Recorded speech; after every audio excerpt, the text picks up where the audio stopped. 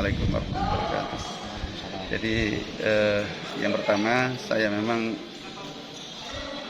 belum kenal kan ya dengan Demokrat. Cuman tokoh-tokoh di Demokrat sudah kenal, termasuk ya Pak SBY sebagai pendiri Demokrat. Beliau 2 periode menjadi presiden juga sudah bagus. Bahkan beliau tidak pandang bulu, tidak tebang pilih. Teman-teman yang memanfaatkan partai untuk kepentingan pribadi ternyata mereka sudah tumbang semua kan gitu. Jadi orang-orang pusat itu yang menyalahgunakan kewenangan partai untuk kepentingan pribadi segala macam. Para koruptor itu sudah semuanya kena. Sekarang pimpinannya diserahkan kepada anaknya Bapak AHY.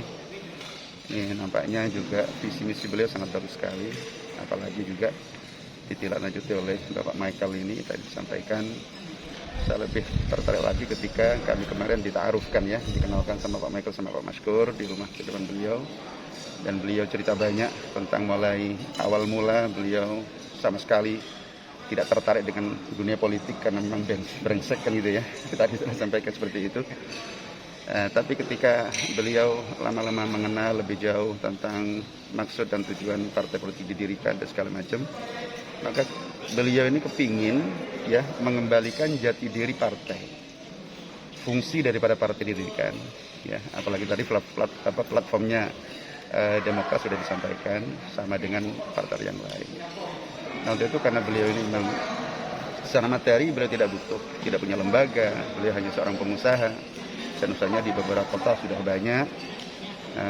Maka inilah sosok pemimpin yang perlu kita dampingi, karena paling tidak beliau tidak akan pernah untuk kemudian berpikir untuk dirinya sendiri, karena secara materi beliau sudah berkecukupan. Sehingga apa yang disampaikan oleh beliau, kita berjuang sesuai dengan apa yang menjadi harapan masyarakat.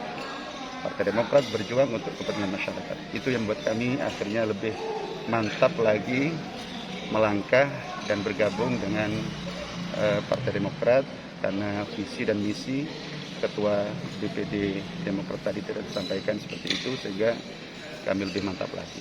Terus yang kedua, tokoh-tokoh kami yang notabene mereka adalah orang-orang tua kami, ada Rahayatul Ihsan, ada Kiai Ghazali, bahkan para singa podium seperti Kiai Maskur Ali, Kiai Mahrus Ali, Kiai Amin Tohari, ini semuanya gabung gitu loh. Dan mereka adalah orang-orang pinter, orang-orang cerdas, sehingga saya tidak perlu bertanya banyak tentang keberadaan beliau di situ. Ya tentu beliau akan berpikir sama dengan ketua partai, bahwa muaranya adalah untuk kepentingan masyarakat, untuk kepentingan Nahdlatul Ulama, untuk kepentingan masyarakat banyak.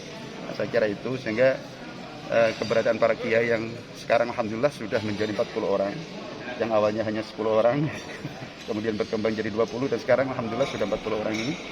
Karena mereka sudah mengetahui bahwa sosok-sosok yang ada di depan ini, baik yang di Dewan Pertimbangan maupun Dewan Kehormatan, ini adalah tokoh-tokoh yang selama ini memang tidak diragukan